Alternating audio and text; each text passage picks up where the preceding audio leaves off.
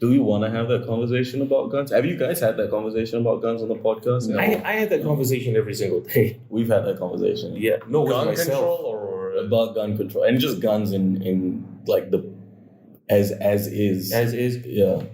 So I struggle with guns. Yeah. Because I love them me too. intensely. I have my mother sent me an essay that I wrote when I was a kid for my Right. school, and they were like, "What do you want to be?" And I was like, "A gun maker." Yeah, a gunsmith. I was like, Yeah, "I want to be yeah. a gunsmith." Yeah. That's I think I was like playing a lot of Call of Duty. Call of Duty 1. yes. Yeah, I was like, playing, I was like, man, I guns are remember that. awesome. And I went in from the class. I was like, I want to make guns Yeah. with the ammo coming from the top and not from the bottom. Yeah. And it can penetrate through concrete. Like a retarded fucking essay. I've of seen the those. kid. No, but I've seen those like weapons before. Like for me, it was Nat Geo. For me, it was Nat Geo when they started switching over from like animals and stuff to like war and history and things. And there was this like, I don't even remember what the TV show was, but they were figuring out the world's strongest bullet, and they were testing bullets against concrete, against tanks. Oh. And I just remembered watching that, just going, "That's so cool." Yeah. Because there's something like so primal Very about primal. like a gun, A tool of death. a tool of death. Yeah. And that's kind of what I struggle with, because I am a nerd. I don't know if you have noticed. What are you talking about? Yeah. Well, actually, no. But it's this thing of where I love mechanical things, right? Yeah. Especially if there are these, like, when you look into a particularly there was a gun called, I believe it was the Heckler and Koch G11. G11, the one with the rolls. Coming from the front. The magazine is in a line, and it will be fit to the top of the weapon from the top. So Coolest thing. what was really interesting about the G11 is that, number one, it would fire 2 bullets with one trigger pull so quickly you wouldn't have the kickback of the one large bullet, but it would hit as if it was one large bullet. Right. It didn't have. It was recoiled. It was very, very recoiled. Secondly, the ammunition didn't have casings. Yeah. You have the whole ammo shooting. You have the whole projectile. Yeah. So it's just this block of gunpowder which you compress with polymer, and so when you fire it, none of the casing just goes in. But the problem was, if you ever look into a G11, it looks like a fucking Swiss watch. Wow. To get this thing working, and you're like, how the hell do I search field strip this thing? Right? Full Metal Jacket would have been a totally different film. Yeah. 50 years later. It's like, am I molesting a Rolex? What is going on? Molesting a Rolex. But that's a good Yeah. But that's kind of how it is. I mean, I don't know any gun makers. It didn't become operational. But but like what I've seen is that they take real pride. Yeah. But it's still pride in like a tool of death. Yeah. Right? Yes. And so when you have things like gun control, and the reason I bring it up is because gun control for me is always really a curious thing. Yeah. Because you see, like in America, for example, there's a lot of guns and there's a lot of shootings. Yeah. Then you also have Canada that also has a lot of guns, but no shootings. Right. So then you have to think, okay, so culture, sure, that has a play in it. Mm-hmm. But just the concept of being able to defend yourself. Yeah. Because that I can sort of wrap my head around. Yeah. I don't agree with kids dying in schools. You know, obviously. As long as I'm the one doing it, then I'm fine. Well, I call them blessings. Yeah, I call it. earphones going. That's just a Hold on, Tuesday. Everybody get up your flak jackets. That's just Earphone is doing that thing with his eyes again. Yeah. It is what it is. Who's Who's not gonna see tomorrow? Earphone just whispered to me, "I like you. Don't come with God damn it, man. Okay, just." But it's that, and then it's things like so this is something I don't know if you know this. It might have been Nixon or Reagan, but Reagan, they're kind of interchangeable. It's kind of interchangeable. But I think Good point. I think it was Nixon because it was around the Black Panthers, and California had a law of open carry at the time. Yeah.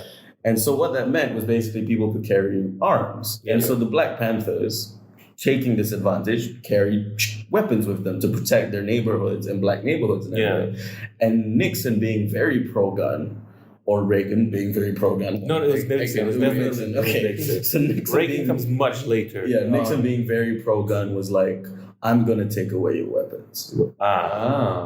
Because it was the Black Panthers, and it wasn't the NRA. It wasn't the people who was support. Even now, like you have, specifically, I remember this guy. His name was Philando Castile, and he had an open carry, so he had a license for his weapon. Yeah. And they shot him dead, and the NRA still didn't come to his defense. Yeah. So it's becoming this thing of like, okay, so the NRA clearly are political in agenda. Like they don't give a shit in terms of like actually protecting people about guns. Yeah. But then you have stuff like protecting your neighborhood, like, or where cops are the devil, or like where you don't feel safe walking back from your car to your house, or stuff like that. Where then it's just like, well, then a gun is not this death, tolling thing that kills hundreds and kills millions. Yeah. It's a protection thing. Yeah. So like, where do you guys sit on that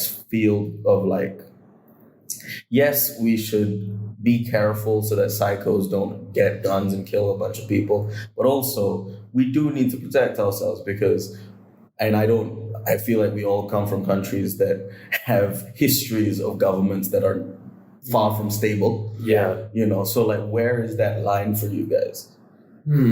Well, I just know this, right? I was listening to one of my favorite podcasts, Behind the Bastards, right? And, and they were talking about a gay protest that was happening in Dallas, Texas, right? Because what happened was the Proud Boys showed up. Yeah. Oh, the Proud Boys. Yes. Yeah. And Gavin... McInnes? I forgot his name. Gavin NoFap.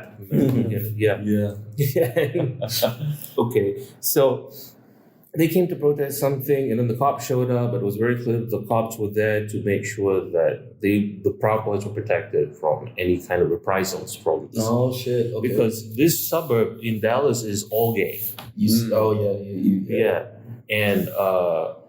And they were, there was some fear that the Proud Boys would try to would try and do something, right? So what happened was in this gay rally, the gays came in strapped, like really strapped, like toting M4s and shit to their backs. Just a bunch of gays with like assault weapons. I gotta say, nothing is more scary than a flamboyant gay person with a machine gun. Oh, hi guys! Oh my god, you got the 20 millimeter. It's so slimming. Oh my god, it's a bit much though. Size queen much. Yeah, I'm not sure if I want to be around that. Just you got a pretty mouth. Just a leather daddy with a shotgun. You're like, oh my god, double barrel shotgun, my favorite. Is that a Benelli? Oh, Continentals. So just Continentals. Yeah, and then they started yelling at the cops for The gays started yelling at the cops, right? The cops ain't gonna do shit because you got a bunch of strapped gays. You literally, Yeah, and then they did this chant which just had me rolling on the floor laughing, and it was button tops. We all hate cops. Oh Jesus! I was like, good one. That's so good. Yeah, and so it really, it's for marginalized groups, right? But that's what I'm saying. Yeah, it's kind of important, Sometimes marginalized groups need to be empowered in certain ways, and you can't be picky about how you empower yourself. Sometimes, Black Guns Matter. That's a thing that came up recently. Black Guns Matter. Yeah, that was a movement. Gun owners. Yeah, Black gun owners, right? So Black Guns Matter was like a movement for minority gun owners. And there is a subreddit called Liberal Gun Owners. Yeah. Right. I haven't seen that. Yeah. I love Reddit though. You can always find interesting shit there. Yeah. Any group. There's again, I don't know if it's a response, but it's definitely it's an existing thing in the States. against the NRA, which is the National Rifle Association. Yeah. There's a thing called the SRA, which is the Socialist Rifle Association. And I'm just like, wow, that's not even trying to hide. You're just like, yeah, we're the Socialist Rifle Association. What? This harkens back to the idea that guns are symbolic and cultural, right? Yeah. Because what happened with the strapped gay rally was that they acquired LGBS, I believe. LGBS, yes. Did anyone get shot at that? No. Oh, okay. Because what was interesting was that it's still Texas, right? So, and gays have a certain stereotype about them just being weak and effeminate. Yeah. And foreign, right? Yeah. So in that culture of Texas, when you're queer and you show up with a gun, suddenly the other Texans are like, you know what? These queer guys are all right. Yeah. Is that a 45? Is that an M14? Oh yeah, American like that. Yeah. AR-15. Be safe, but on a suppressor. Good for you. You know, you show that you're part of the culture. Yeah, you show. Weirdly enough, it humanized them in the face of like. I think that's fair though. I don't know if I would see someone with a gun and think, oh, they're a nice person. Yeah. But like within context, it's just like, yeah, you protect yourself. Yeah. There's this like campaign ad that Honda did way back in the day when they were like marketing the motorcycles. Yeah.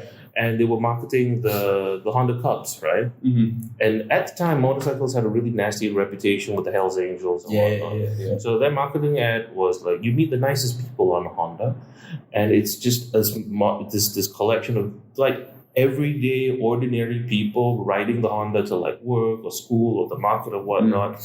And I think maybe sometimes you just need that with guns. You meet the nicest person with a Browning. You know, and also the thing is one of the speaking of the gay ads, also that wasn't a gay one, but you saw the Burger King gay ad that they had to pull off. No, they genius ad. It was a picture of a burger with 2 top buns and another one with 2 bottom buns. and they had to do like everybody can enjoy a burger. And it was genius. And it was comedic. It was really comedic. I was like, that's brilliant. And funny. And of course, LGBTQ, like, not all of them, but there was like they told them to pull it up. They had to pull it up. And I was like, whoever thought about, hey, how about instead of 1 top and a bottom bun, we just put 2 tops? And I was like, that's amazing. I would buy. I don't like Burger King, but for that I would buy a burger. That's quite smart. That's quite smart. But back to the subject of guns. Here's the thing that it does. Number one is that the power of death with a gun is amplified tenfold than a knife. Like for example, if I come sit here with a knife dangling around, you would feel more at unease with me because that means that I'm gonna be getting close to you and I'm gonna be a lot of stabbing. You have to be like in range. That means that the person who carries a knife is capable of more violence than the man who carries a gun. Right. Even though they're both violence in their own right. But at the same time, the thing with the gun is that it's the degree of death that it would bring. It kind of pushes you like, okay, I better behave myself. Because if I like go for this man's arm or if I insult him in a way that he doesn't like it, only thing it takes for him is a couple ounces of pressure. Everything, tension, everything is just risen. It's risen because it's like, I better respect you to a degree because I don't know if you had a bad day or your wife cheated on you or your boyfriend cheated on you.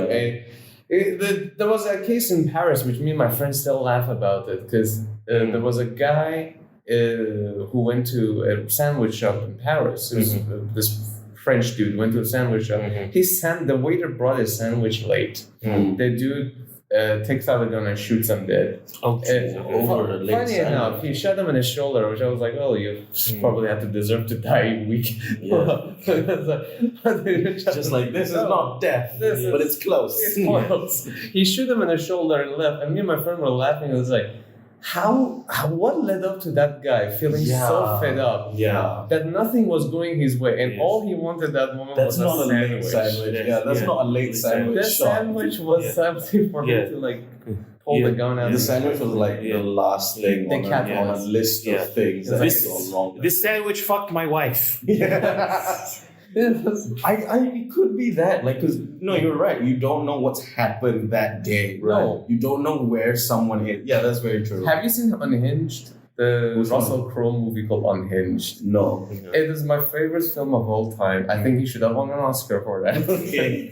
You might have seen the trailer. It's Russell Crowe basically, I think he just got done murdering his wife who wanted to divorce him. And apparently the wife was cheating on him and all that. And he murders a wife, murders a husband, the lover. And maybe I'm butchering the story partly, but he just we can clearly say he's having a very bad day.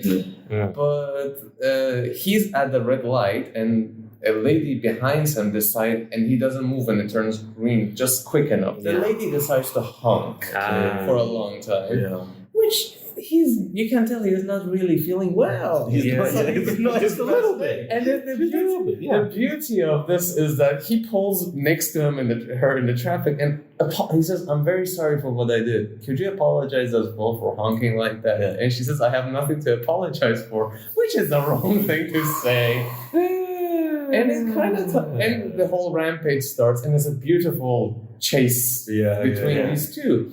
And he does a lot of idiot. He kills a lawyer with a butter knife, which is her friend. But the thing bringing it back to the gun matter here is that, well, they say like, okay, somebody goes nuts and goes on and kills a bunch of kids in the school. Number one, again, as I mentioned, the power of death, it makes it very palpable. It makes it very within reach of somebody. It's like the Lord of the Rings ring. That you have this and you have the ultimate power to murder someone, and that is the ultimate power you can have. Right. But the thing that people keep forgetting is that when someone reaches a point and says, you know what, I'm going to go into a kindergarten and I'm going to kill everybody there. Right. And he has made up his mind. Right. He will do that regardless if he has a gun or not. Right. He will find a way to do that. So the gun is not really the problem. The gun is just a means to an end. Right. But if he so much as wanted to, he could have barricaded the place. Just lock the doors. If you can just lock the doors for a couple of minutes before people can get up, and then throw a couple of Molotovs. You could achieve the same effect. Children are fickly fuckers, though. They don't stay still. That's the problem with killing them. Well, maybe catch the Molotov cocktail, throw it back. They're just I did this in Call of Duty. Just take it to throw it. A lot of people don't seem to realize that. That's a good point, actually. So when people talk about the gun control, it's like, for me, it's like you guys have another problem in America. There's something else. There's several possible theories, right? One is obviously mental health is very, very poorly checked. And there's no allowances for people to get mental health if they can't. And they don't have much of a problem. Which is a problem in itself.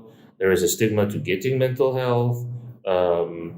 And, people who have antisocial personality disorders, are not checked for this sort of thing. Also, there have been some theories thrown around that a lot of these mass shooters were radicalized online.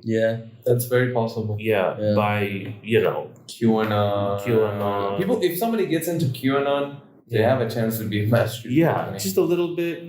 I was doing I don't actually remember what specifically the essay was, but I think it involved violence of some kind. It was an extremist group. And there's this extremist group called Atomwaffen, the Atomwaffen division. Is it a German? I think they are German, but they are an American neo-Nazi group. And they have a lot of centers around the world. And they specifically subscribe to a book written by this famous neo-Nazi who basically said, there is no point in trying to justify to the liberal. There is no there's no your objective of trying to carry out this fantasy of politics and democracy is ridiculous. Yeah. The only thing you should do, and the only thing that makes sense as a movement, is to go into the woods, live with your community, and once in a while attack with such atrocity that they have they cannot even react to that properly. Attack with such violence. It's like a shock and awe technique. It's a startle them. It's a shock and awe technique, and they specifically go on like forums online, and that are, I don't know if it's on the deep web, might be on just the normal web, but they go on these forums and kids are kind of just given books of like short pamphlets, like this is what we're about. You're not, and the story that's told to them in the same, and it's not just like a white nationalist thing. I think this is just all like extremists who want to commit. They are told the story of like, you were a loser your whole life, right? Yeah. You didn't get anything your whole life. People shit on you your whole life, right? Yeah. Well, this is one way that stops. Yep. That's how they pander. Yeah. And it's and the thing is, because it's celebrated, like this martyrdom is celebrated within the community, and because they have no connections anywhere else, it becomes this thing of like, no, I did the right thing by killing these people, by being violent. And it's so weird because then it's this cycle, because you die and then another kid comes along who learns about you, and then it's continuous. So it's an interesting thing of just like violence begetting violence, but stemming from an ultimately like non-ideological thing. Because the ideology is separate to the root cause of like, I want to hurt people. One thing I've noticed from this is a little bit generalization, but with the first world countries, my friend lives in Germany and he's talking about this, and I have some families who live in America, and the thing that I'm getting from them is that number one is, I mentioned before, is that there's such level of comfort for people there that they don't even know what to do with it. So because there's like so much comfort, yet there is also this mass alienation of people thanks to social media and all that that goes on, because now nobody knows what the fuck they're doing. You see. So and there's this emptiness. Yes. There's this emptiness still, and then because of all the stuff, it's not fulfilling it. Not fulfilling it. Like starting from my German friend, he and I've discussed this a lot regarding the fact that I don't know why Germans are so promiscuous and so much after having. You have a cat. Yeah. Yes. You want some attention? Are you more of a block cat, or are you more of a Browning high power, or? She just wants attention. Browning high power? Yeah. Okay. Yeah. They pull to the right? I've actually shot a Browning high power. They do in fact pull to the right. Yeah. All right. Yeah. So you said they're so promiscuous. Yeah. Like my friend was talking about that. It's like in a party, which is a good, it's a good thing to know, just in case. Yeah, they are. My friend was talking about like cocaine is. You can't find weed. Also, like the stereotype is there that like they're just like party rave. Yeah. Okay. Like I've heard it from like 50 years ago, like the interviews with Francis Bacon, like LGBT never had a problem in Germany. Francis Bacon went to Berlin when he was like young because his dad thought if he set him up with his friend, he'd be all good but the friend was a bisexual actually. And took him to the Tinseltown, basically in Germany. What was that musical that happened? Like, it was. I think it was Elizabeth Taylor who was in it, and she was in Berlin as a cabaret dancer. It might have just been called cabaret. Yeah, cabaret. Yeah, it was called cabaret. But it was set in like just before World War I, or just before World War I. Cabaret, I believe, is Elizabeth Taylor before World War One. That's No. They set the movie before World War I, but she put it in like 80s or something like that. But it was about like how people were just being who they were in Germany. Yeah, people were always being like that. And my friend was like talking about, okay, like they have National Latex Day. That's everybody crazy. Go out who are into latex and bondage. They all go out basically in parades. Like, they have like all these different stuff. Okay. Cocaine is prevalent everywhere. Yeah. And like in a party, they're not even addicted. They just do bumps of cocaine just for the fun of it. It's just like and they drink like a fish. And they're always like doing, when it comes down to sex, they are crazy. They, like some of his friends have sex rooms for that. It's like married and they have a sex room. Yeah, like swimmers. So I was like, no, and I don't know if they're into swimming. He said like they just had the room dedicated to like the 50 Shades of Grey, my play kind of a thing. Okay. Oh, understand. Because he said like he was doing house sitting and he saw a cat like was chewing on a dildo, and he said like I was like what? And then he went into the room and said. But the point I'm trying to make is that we were trying. In some of the clubs, like there's a club that you go in, there's a room dedicated to yellow shower. How is it dedicated? Yes, I've seen that. People would be pissed, and I said, like, did they make Blade based on Berlin? Like, you know the Blade, like bloodbaths and all that. Yeah. And it's like they would come in your drinks and give it to you and all that. They're insane like that. And I was telling you, I was like, how fucking sad are you? That's like libertine. But there's too much. Yeah. You see, and then I told him, it's like, if it's as if like if Aryans don't attack anything, if they're not honest to God, that was what my conclusion is based on that, and I'm not just putting it based on nothing. I was reading about Carl Jung's analysis of Germans, German heritage, and he said Germans are conquering-oriented people. They're raiders. That's very true. And if they don't raid, where does that energy go? Well, that energy has to go into cocaine, ass fucking, ball licking, the stepmom porn, or like dad and mom porn, as far as I'm concerned. Don't you think that brings up the conversation of like that? I don't know, but maybe like it's as a response to not being those people anymore. That is that. Oh, you think okay. That is absolutely that, because your energy, because there's so much freedom. Yes, it's just like fuck. Let's do everything. Okay, and because they can't go and conquer, that's why they go and fuck a lot, and then this way they engage in this very like over the top promiscuous lifestyle. They're, like everything goes in Germany, everything goes in Berlin. And I'm thinking, like, how much unhappiness is there? And his analysis of it is that it is a very unhappy place. Nobody likes anybody. People hate each other.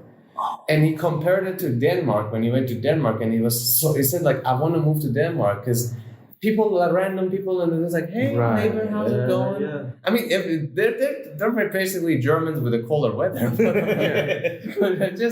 But they are a little bit more happier because it is there, still there, but not as promiscuous. You know what I think and they're much more common because of the climate. That's true as well. You know what I think it is?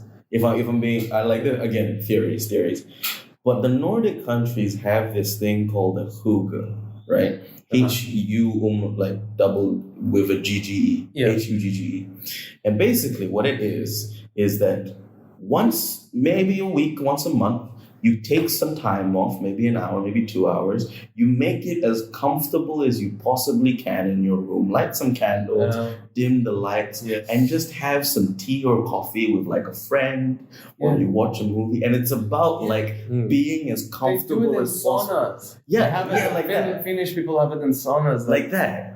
And I think that moment of just, I don't want to call it meditation because meditation is not that, but I do think it hits the same sort of neurons of like, let's stop the world for a second and let's look at ourselves and what we are and how I feel right now in this second. Yeah. Because then you never have this thought of like, but we could be better. Yeah. Or like, but I could be doing this or I could be doing that. No, it's just about here. And I don't think Germans have that. No, the Germans do not. I don't think Germans have that moment of just, let's give this a second, and there's because March. it's German exceptionalism. It's in a weird way, it's a little bit like American exceptionalism, but not really. For God's sake, think about the Nazi salute. How aggressive of a gesture is that? That and like the concept of fascism, where it's just like we are above everything, and there is always and there is a structure. We must be better. There is always competition. Yes, and that's dangerous.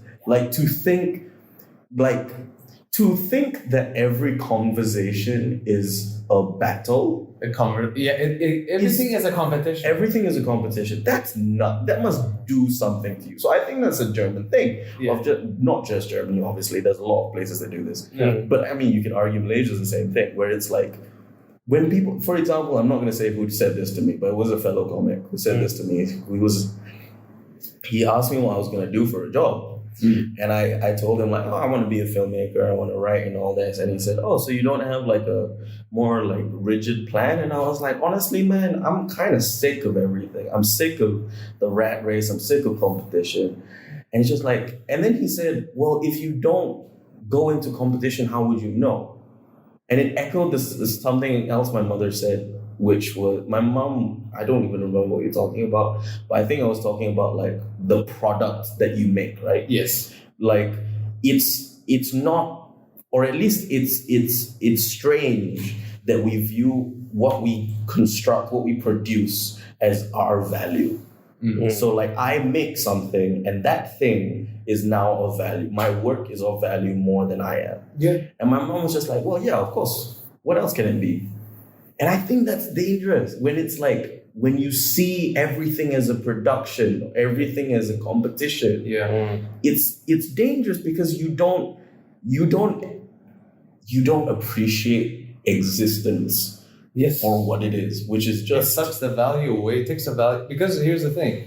I mean, unless you're a stoic person, you will not be able to look at your piece of work and then feel like it is good. Yeah. This is what I want. Yeah. It fulfilled me, and that's good enough for me. That's a very interesting observation.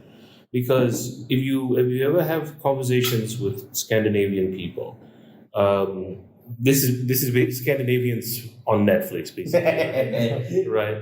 And Mads Mikkelsen was there, and I love Mads. Yeah, it's cool. Mads is sick. Yeah, Maddie, Maddie, another round. Fucking good film. Very good film. They have this. They were talking about this notion of lagom, which is basically just right. Yes. Right. There is no trying to get too high. There is no trying to get, devolve into, melancholy, despair. It's just nice. Can I just be just nice? And I sometimes feel like maybe we just don't like encourage that. I think we've lost that, man. Yeah. No, we don't have that at all in any sense. Yeah. It's part of the reason, we're the speed of everything right now. Do TikTok, do social media, do Instagram. Can you post it here? Can you post it there? How many likes did your artwork get? Right. How many people saw your movie? I mean, like everything's produced now. Yeah. Right. To be in, if it's not seen there, it's not seen anywhere. Right. And people don't care about it anymore. We've lost that completely. Have you seen? I don't know. I think of the two that I know is Halsey and Mike Shinoda from Linkin Park. Basically talking about like it's fucking ridiculous how much labels now expect artists to market themselves. Yeah. And to make songs TikTokable. Yes. Yeah. Because that gets you so much. Those 6 seconds where like it can be on TikTok and someone can dance to it is worth so much more now. And more people are talking about like artist relations isn't even a thing anymore. People don't go out and look for art and look for talent and then get them a gig. They just go on TikTok and they're like, yo, what's selling? What do people enjoy? What do they want to see? What do they want to see?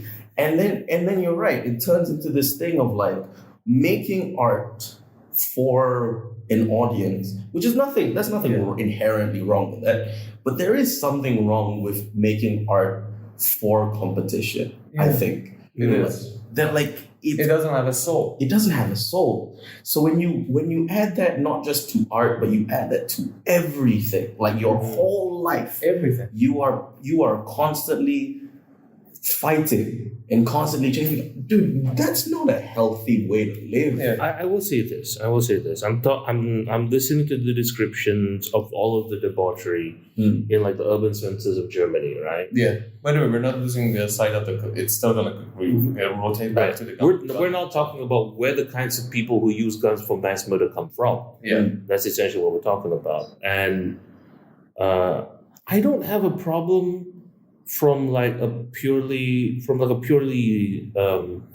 social health, from purely is this dangerous or not sort of thing, right? My problem isn't with what is essentially a cum-stained burning man, right? Right. I do wish that it was more sort of hippie wholesome, with all of the debauchery. Yeah. Like it seems to be in Burning Man, it's sort of this free society it's hard thing. To talk about the hippie. I really want to go to Burning Man. No, same. But even the concept of free love there is that you have to start considering.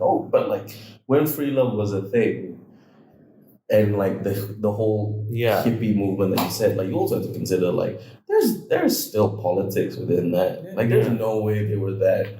Also comfortable. They were not very big on each other. Yeah, they were not very big on consent either. Yeah, that's exactly. But you're coercing quite a few people. But my notion of my concern is this: it's not the people who are doing the debauchery, right? It's the people just outside the club looking in and feeling incredibly jealous. Yeah, and that's right there. Encapsulates Germans and Americans. Yeah. Because there's a huge portion of people. Yeah. And Burning Man is just a symbol. Let's keep it as a symbol. People think they're missing out. Yeah. And they don't know what to do about it. Right. Exactly. Because there's that club that looks at you and be like, hey, it sucks to see. Every day there's something that tells you that, hey, you're part of something big. You can make it. You can do it. Yeah. But at the same time, the whole system is in a way that part of you doesn't want to do it. Yeah. Because you're like, am I going to have to dance this dance? Am I going to have to be this way? Yeah. And at the same time, it constantly puts barriers in front of you without you even knowing it. Barriers either society-wise or mentor. Here's something, mentorship. Where did mentorship go? I don't know. Shit, that's a very don't know. Point. That's a really good question. Whenever I read about the people I admire, they always had somebody, and people I admire always fall within the timeline of 1990, 1900 up until the end of 60s, up until the end of 70s. And they all had mentors and people who would come to you, they would go to, who would actually guide them. And they would, through the mentorship and through the progress, and I'm not saying their work was fantastic or they did something very particularly big, but one thing that I always saw was that they felt belonged. Currently, I'm doing what research I'm putting on is into Maslow hierarchy of needs. What does an individual need to live a happy life? And there's multiple levels. One is belongingness. Level 3, you need to belong to something. You need to feel loved and cared for. Right. And top of the pyramid is self-actualization, which everything leads up to it. So you need to be fed, and you need to be loved, and you need to also improve.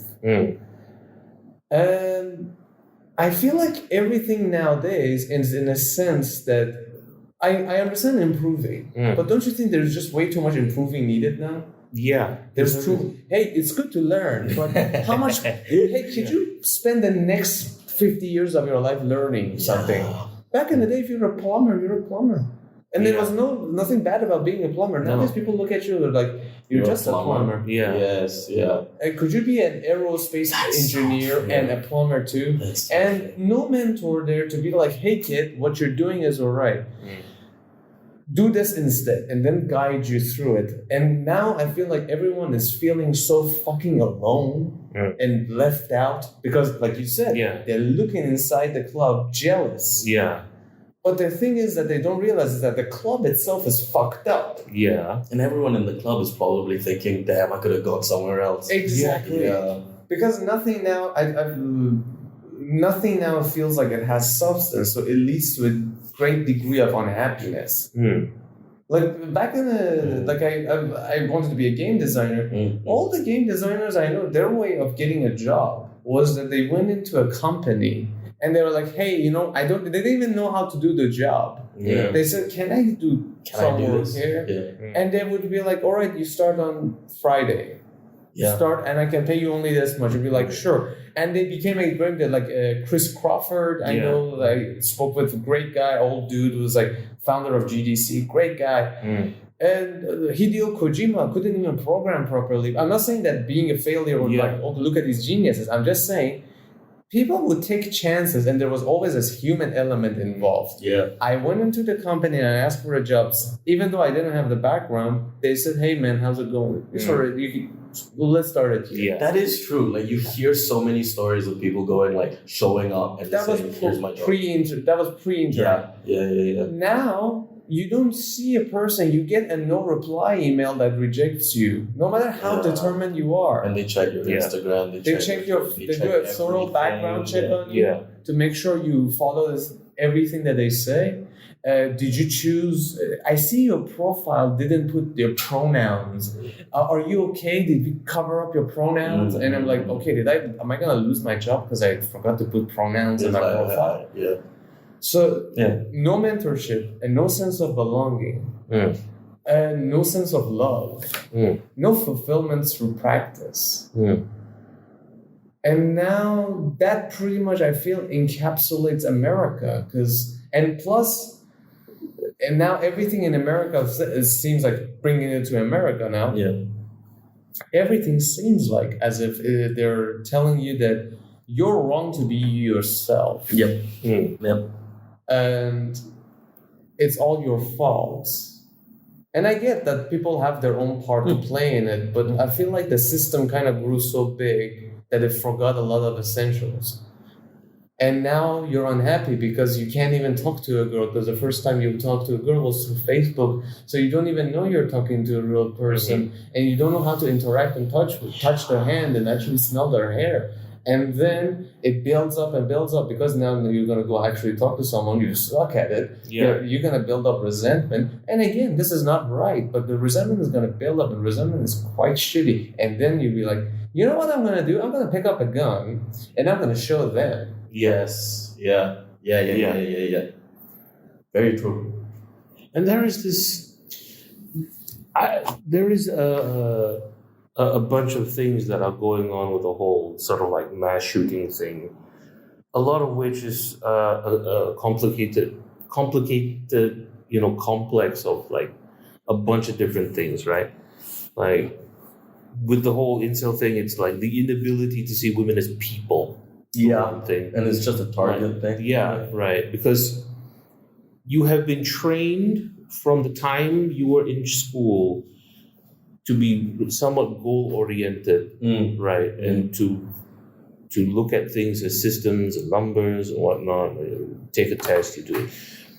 And if you don't have any like social interaction, like if you don't have anybody social who's actually like a woman and you can talk to her and like have like a normal conversation with her, you won't know what it's like to like talk to somebody with a different gender. So what do? You try and science this shit, but it doesn't work because you go online as well. Yeah. And you go online. Yeah, and you try and find a pickup artist who then sells you a system. And it doesn't help. It doesn't help that you have like on every porn site, like get your dick bigger. Get your dick bigger. This one secret trick will get you all the girls. Right. Yes. And it's just like you're being hot girls fed. nearby you want to fuck now. You're like, you're being fed this fantasy again and again. Yeah. And you've been told that you are entitled. Like this is what you're entitled. This is what should happen to you. But it doesn't work that way. And everybody's kind of lying to you about this is different. This takes work. Yeah. This takes work, I remember my mom tried to matchmake in the most aggressive way possible. Basically, she told me that I was going to be an MC for a function. Oh, great. And then I went, you've heard this story. Yeah. And I went to the function with my little script thinking, okay, I'm just going to stand on the podium. And what is the function? It's a matchmaking function for a whole bunch of other people. And then I get through the front door, there's already an MC. I'm like, oh, that's a bit weird. And my mom's like, oh, it's just a Malay language MC, it's fine. And then the door's locked behind me. And I can't get out. That's hilarious. And the MC starts doing his job in both languages. And I realize, shit, I've been red weddinged to matchmaking. But here's the funny thing that happened. I actually had a pretty good time. And of all of the very awkward teenagers, of all of like the well-off ladies of Penang, right? All 200 or something. Yeah, right. Who were trying to get their kids to like mingle with each other because they were deathly afraid that we would end up in interracial relationships. Oh God! God forbid. Yeah, I actually had a very good time with this one girl. Who was beautiful, and I was the only. She and I were the only ones who had the courage to dance. That's nice. So there was there's the little, really nice. The whole beatnik dance thing, pairing into like pirouettes and twirling around, and it was very, very lovely. And I think to myself, I didn't get a wife, obviously. Yeah. But I thought to myself, I don't think any other mom would have pushed her son to like be comfortable with the opposite sex. To this day, it's like, I can just go up to a lady and just talk to her. Yeah. Very, very ordinary. And I think, my parents who were like essentially hippies, right? Yeah. Like my dad used to attend talks by Stokely Carmichael, leftists, right? And they were like, so they were. They were just like, fuck that, right? I dropped that name a lot. Yeah. But it was because they're not uptight. Yeah. Right. Yeah. So I wasn't uptight, and because I wasn't uptight, I was like, oh hey, hello. I had no expectations. Look, I am a chunky boy. I know I don't have any opportunities with women, but by the same token, it's like, oh, that means I can just say whatever I want because I know there's no risk, right? And I could be a dick about this thing, but being a dick is really tiring. I realized, right? So sometimes I just want a normal conversation, and it's like, hi, are you tired? I'm tired too. My name is Kid. Pleased to meet you. Have you?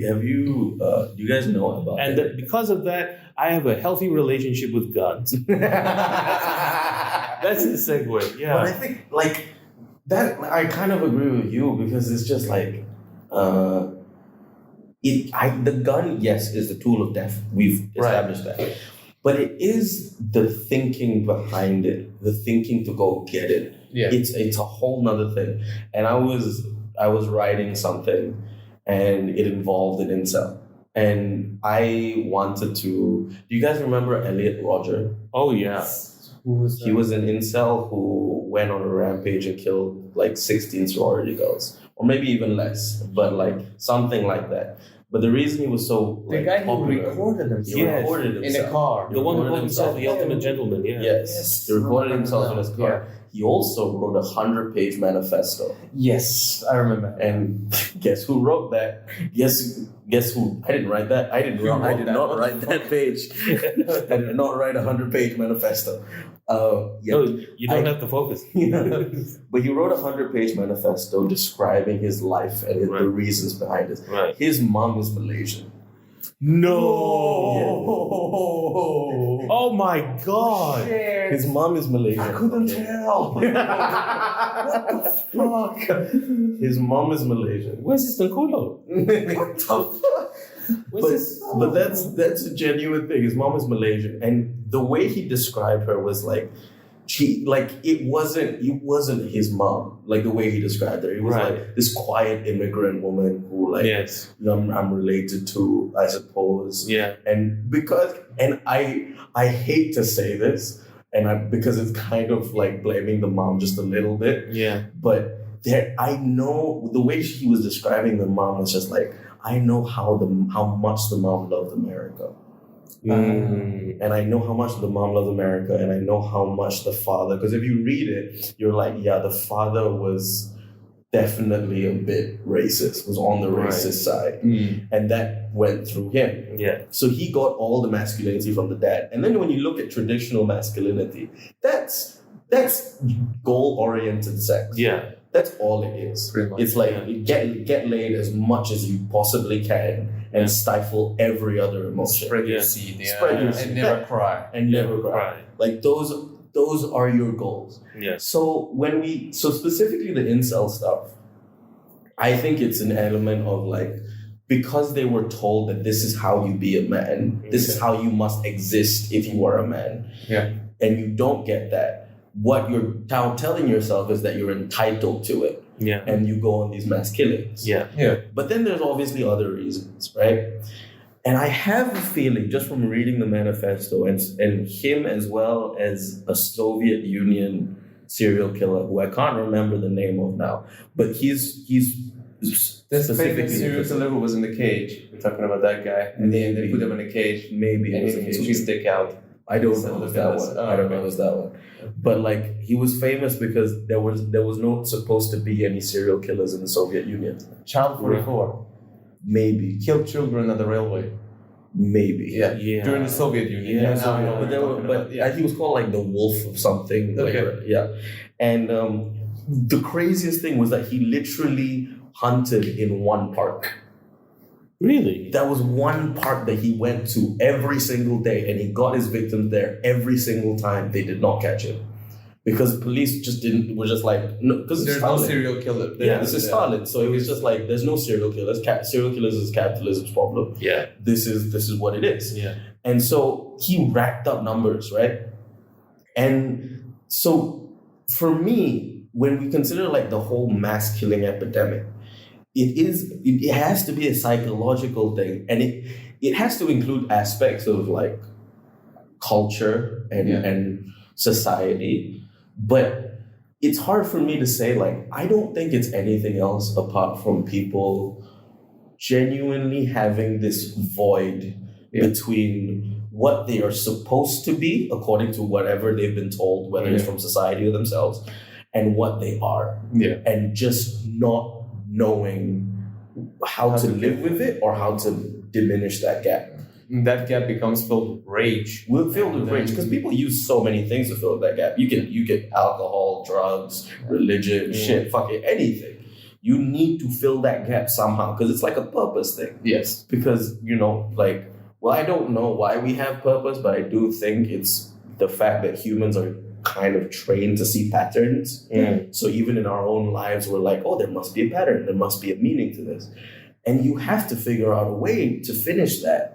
Yeah. Because if you don't, you're just empty and you don't know why you're empty. You don't know why suddenly you're driving and you've gotten home from work and you don't remember the drive. Yeah. You know what I mean? Oh, I've done that. Yeah, you know what I mean? Yeah. Like those moments of just like super autopilot where hours are gone. And blurred. And suddenly go like, this day is over? Yeah. Fuck. And like, I'm not blaming social media for this, even though it does have it exacerbates it. Exacerbates it. But I was driving Nat one time and I killed 3 hours on TikTok.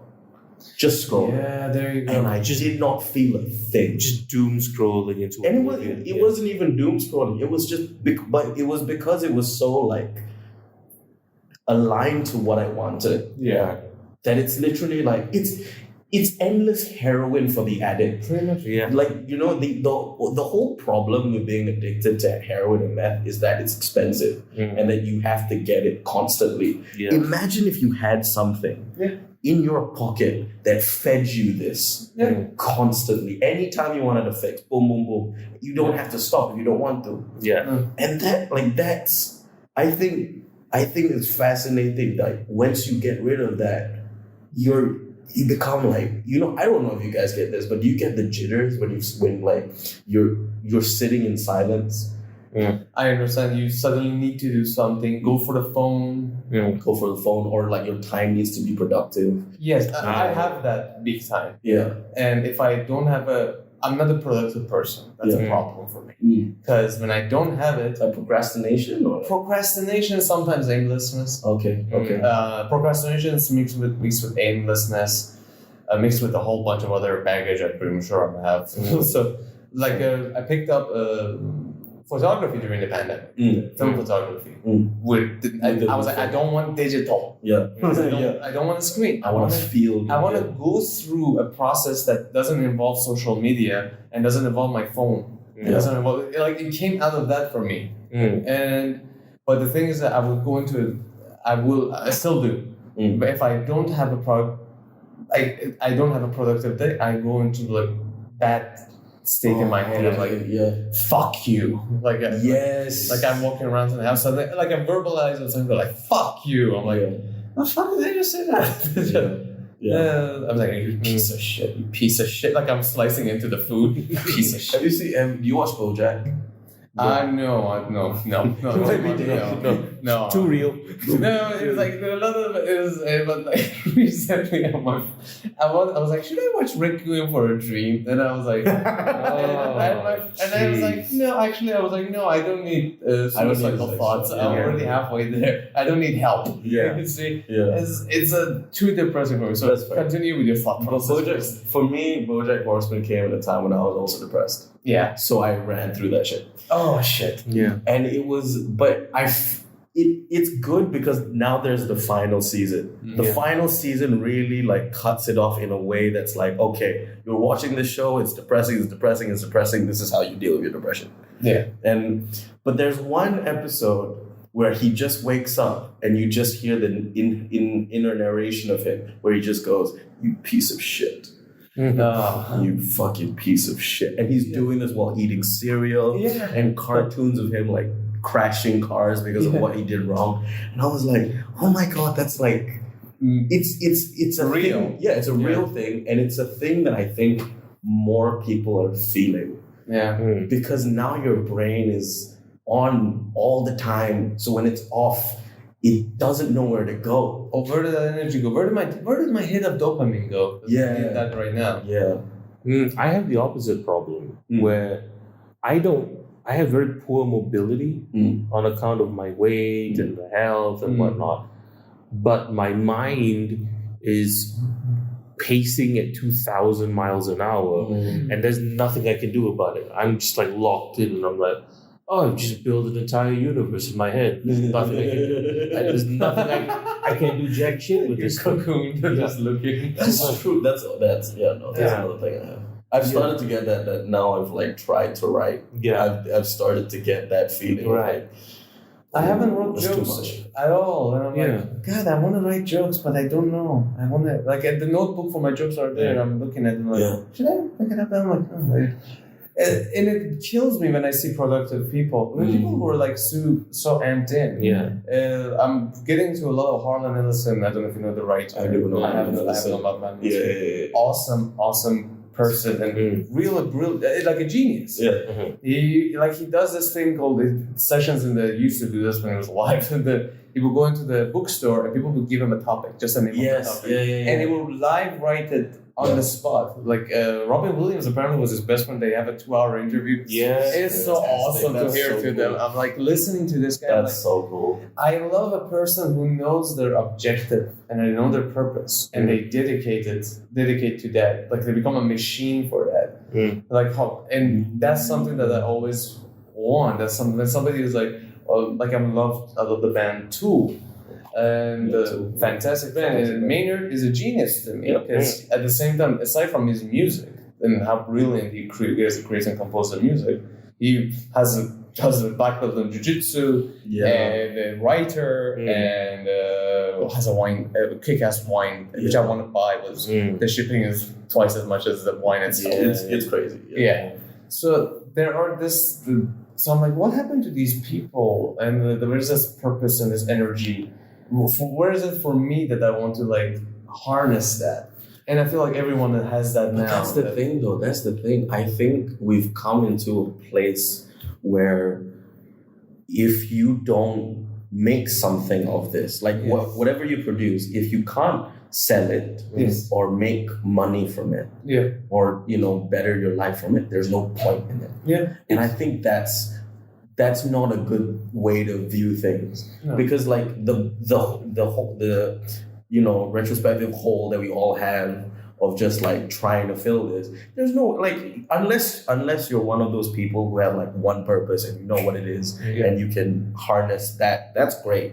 But I think for the most part, I think we need to be okay with just doing things for ourselves and no one else. Yeah, just like just do them. That's where my photography started to go. Like, I don't give a shit what you think. I'm gonna take this. I like it. That feels good. I feel good. Like I have a conversation with you guys, and I love it. Yeah. To me, like this is one of the most fulfilling things I can do. Whenever I have a nice conversation going, it becomes a crack for me by default. Because I don't want it to end, and I will try everything to keep it going. There's that inside me. So it's like, and it's for me. Even though like I don't have these people listening, I'm like.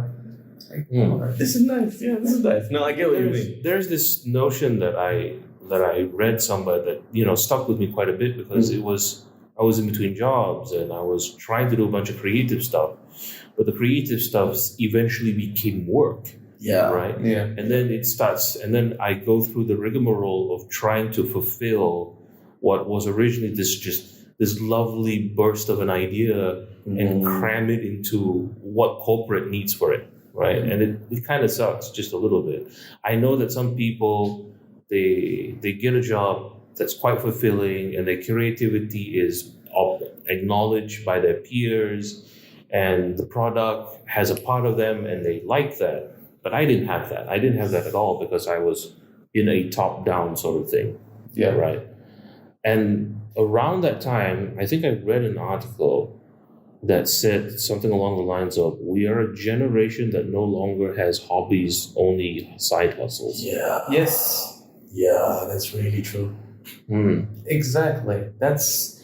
oh my God, yeah. I never even thought about that. Everything, like, can you turn it into... Yeah. Can you make money? Can you make money? But do you do this in your off time to make money out of it? It's like... but the thing is as well... That's crazy. Life has become... disproportionately difficult. Like when they say like you can't, our generation will never own a home. Right. And I understand that because I'm like, but that's not my fault actually. Yeah. You kind of have to see that it's like I can't own a home because I have a living. I'm earning a living. But why is a home costing $500,000? Yeah. So is it because I suck, or is it because you fucked up and the whole system fucked up and they just don't know when to stop fucking up? I think that's the thing. I have a feeling like we're coming to an era of more and more people, especially because of the pandemic. Yeah. When the pandemic hit and everyone was just stuck at home, the level of like with George Floyd, that was bigger than any Black Lives Matter thing ever. Yeah. And then it brought together like, oh yeah, like we don't need to go into work. This culture of working until you are overworked and doing overtime and then sleeping in your office. Yeah. That culture doesn't have to exist. No. We just do it because for some reason it became okay. It became okay. And then when work from home started, people were like, no, I'm not going back. Like I've had. What are you talking about? It works. This works for you, but I don't know if it's a control thing or whatever. But like, I try to make this a bit, but I don't know how to make this a bit because it's purely an observation. The amount of people during the pandemic who made banana bread. I did. You know I picked up bakery. Yeah. Right? Or sourdough. Or yoga, but just something that you can hold. Yes, exactly. And something that is made for you and that you consume and doesn't involve anyone else. That, I think, like that phenomenon needs to be talked about because it just goes to show the level that we had to go to where the world had to shut down for us to even get a sense of like, no, I want to do this for me. Manual work feels good. Working with my hands is rewarding and I really like what I'm doing. And I'm doing this for myself. I'm not doing this for anyone else. I'm not selling the bread, I'm eating the bread. It's amazing. Yeah. One thing one category of people I really, as a writer, I really admire, regardless of what you think about the product, are fanfic writers. Yes. Because these are just these awkward nerds online who saw a piece of media, looked at it and said, I can do better, hold my beer, or fresca, or whatever. Yes. And they dedicate hours upon hours on making... There's creepypastas for creepypasta. Making some stuff. Of them are great. Making like... CPs. Yes. Steven Universe Naruto X, like sex fanfics or whatever. And it seems like such a pointless exercise because some of them are like not like 1,000 word or something. No, these are some of them are like chapters that are still producing. By the way, 100,000 words about an alternate reality of a particular series. And people were doing this for like decades before computers, on typewriters, in zines for like Star Trek. But even before that, did you see this thing of like Dante's Divine Comedy is essentially fanfic from the Bible? Dante's Divine Comedy. Oh yeah. I thought you were talking about something a new one. Is there a fanfic of Dante's Divine Comedy? No, but like it's essentially a fanfic of like he mythologized demons. And it became a piece of culture, by the way. It's a cultural piece that people refer to now. You can argue that Paradise Lost. Paradise Lost. Perfect example. It's basically it's the book of Genesis. It's biblical fan fiction. And I gotta say, to a certain degree, more effective. In a weird way. More effective. Like I'm rereading Berserk now. Manga Berserk. I feel it is Kentaro Moriya. It is amazingly biblical, archetypal, and biblical. Like it's like Jung and Jesus had sex and made a baby. That's cool. And ugly baby. And an ugly baby who was being nursed by Dante. That's cool. It's true. Yeah. And I'm looking at it, and honestly, to me, it's like this is more lecturing than anything else I've read in my entire fucking life. Bible. I think that's a fact. I think there's something to be said about like fiction teaching more than non-fiction. But here's the thing. At least what's his name? Kentaro Moriya was paid, right? Yeah. And he worked to death, right? Yes. But he dedicated his entire life to that, by the way. Yeah. Your fanfic writer ain't getting shit. Yeah. And he most likely is still doing it. And he loves the comments. He loves the comment. All he gets is comments, little like 5 stars. Yeah, they love it. Yeah. They just put a Patreon link at times. So like, hey, if you like what I did here, like donate to my Patreon. Fan fiction is the pandemic sourdough of literature. And whether you like their work or not, you really have to respect them because these are people who do it for the love of the art and nothing else. Very true. Unless, it's Twilight fanfic, then it turns into 50 Shades of Grey. But, even that... It was written at BlackBerry, by the way. Yeah. She would write it on BlackBerry on her way to work. Right. Yo, that's so cool. And at first I was pissed when I heard that. Yeah. But then I was like, yo, that's dedication. Yeah. Oh my God. That is great. That shows that you don't need to sit anywhere with anything in particular. Just do your thing. You just texted a sex novel. That fucking BlackBerry. Yeah. Her thumbs must be down to the knuckles. 3-inch by 2-inch. And not just because of the BlackBerry. Oh, well, hello. Hey, come on now. Keep this Come on.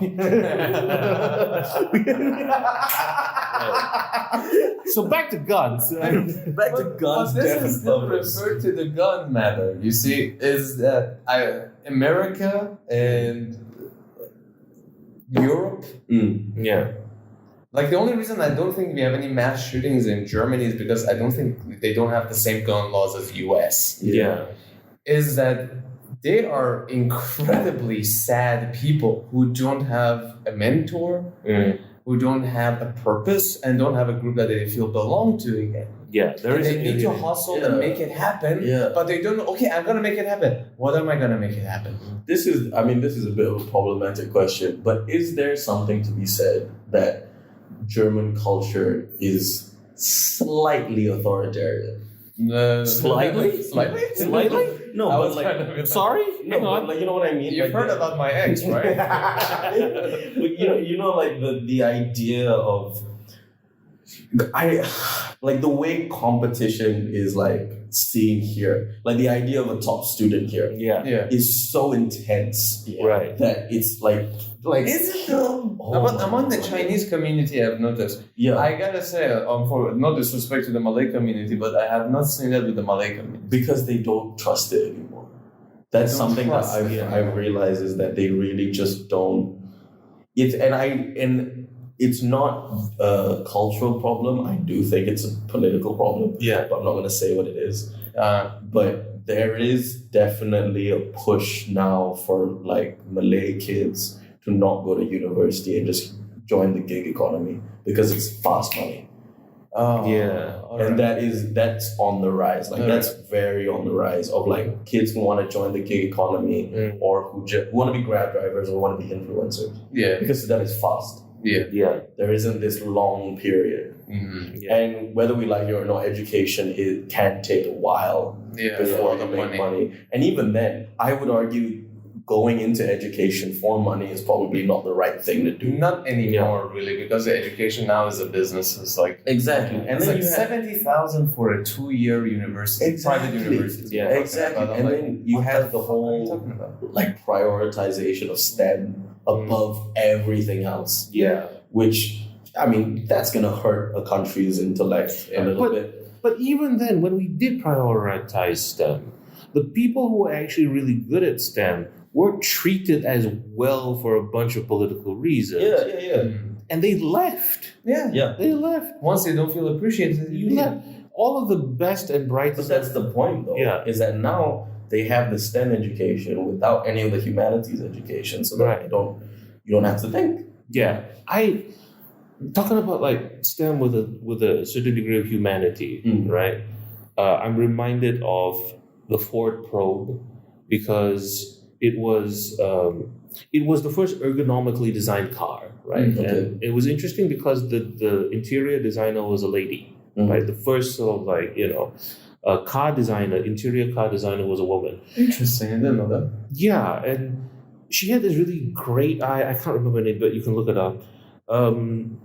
A great eye for ergonomic design. So like the reason why switches are designed the way they are with the little divots in them that allows you to pull up. That is to accommodate the idea that people might have different lengths of fingernails, especially if you're a woman. That's good. So, but it turns out that also works for like if you have weak fingers, right? And the fact that the vents are this way, the seats are that way, you get seat adjustments. See the layout of the modern car is based on her work, and the reason why is that like you could hardcore science this shit, like use a whole bunch of data, big data, run it through a computer, it'll give you a bunch of readouts, and then you reassemble the readouts together, and then you get a shape. Yeah, right. Or you could just be a human being for a second and ask yourself, are you comfortable though? Because there's this image of cars that I'm trying to find her name. of the strong, fast machines, and you got to adapt yourself to the machine. Yeah. And then here comes this lady, and she's like, we could design this however we want, so we're just gonna make it suit us. Yeah. Right. And I feel like when you have that level of humanity, you make really efficient systems. Yeah. Because you make systems accommodate human beings. Yeah. That's why work from home was so good, because for once it forced companies to accommodate humans at their most vulnerable, allowing them to work from home, and a bunch of good things happened. Right, it was stressful because you have family was around, and they didn't have a whole bunch of stuff around you, but the commute was terrible. And and weirdly humanistic, like watching like news readers with their cat. Like right now. All right, the cat, ladies and gentlemen, the cat just caught a gecko. Oh wow! And the gecko is still alive. Yeah. And the cat is playing with it, so it's like doing a catch. Oh jeez. Doesn't geckos have a cyanide in their tail? No, that's a toad. Oh, that's a toad. Toads have poison. Yeah, but gecko's tail, I heard that it has cyanide. Some lizards are poisonous, but no. Toads are poisonous. Yeah, either way. Sorry about that. Yeah. No, but that's a good example of like, when you watch news readers during the COVID, like they would have their animals or their pets or their kids come in.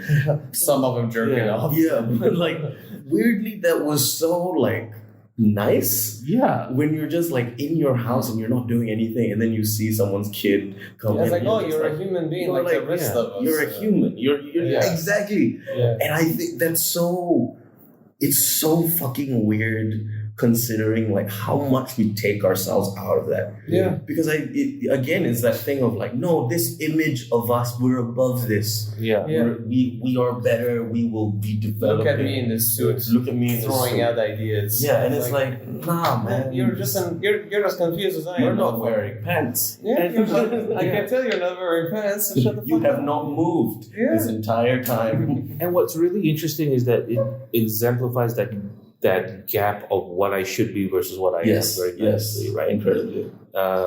Except with a corporation, yes, I know. Capitalism is bad. Yeah. Stop killing lizards. It's because with a corporation, you can put that illusion immediately. Yeah. Right. You can just make a front of professionability right off the bat. Yes. And then everybody else assumes this is what I gotta be. Yeah. Right? But they don't realize it's fake. It's like Photoshop, for models on magazines. Like you don't realize that a lot of this is digitally altered. Yeah. Right? Yeah. Or like influences on YouTube and on Facebook. Even statistics, just to make it look a little better. Everything is fake now. Yeah. How many influencers do these photo shoots on these private jets to make themselves look rich, realizing that with everybody else not realizing that you can rent one of those just for the just sits on the landing strip. Right. And then it makes everybody else miserable because why don't I have a private jet? And then your mother is like, why don't you have a private jet? Look at your friend on Instagram. Why does he have a private jet? I don't know. I'm using an Indian accent. I'm projecting a little bit. Or my mother was very encouraging, like, you could have a private jet if you tried very, very hard. And lost weight. And lost weight, yeah. Well, I don't think gravity. I don't think my weight matters. I think you can just go on a private jet. It's like, no. You have to be under 100 kilograms. Yeah. No, you could. Not only could you have the private jet, you could fit into the private jet. We don't need to get a B-32 to 37 to pick you up. We don't need a Stratofortress in order to haul you over to Langkawi. We don't need a Titanic to ship you over. That would be my dad. That would be like, this one definitely needs a B-2 stealth bomber. Number one, to haul him for his weight, and number two, to make sure no one sees him when he gets off for the stealth, But this is like you mentioned, everything now sucks, and mental health of people have gone bonkers. And what sucks more is that imagine in America. Now, this is one point I want to make about America is that you have everything at your disposal. Yeah. You have more opportunities than the rest of the world. For example, if you want to be a stand-up comedian, in Malaysia, it's going to suck being a stand-up comedian. Oh, yeah, we just found out, yeah. That's I respect the religion. I don't know these people. Yeah. But what's it called?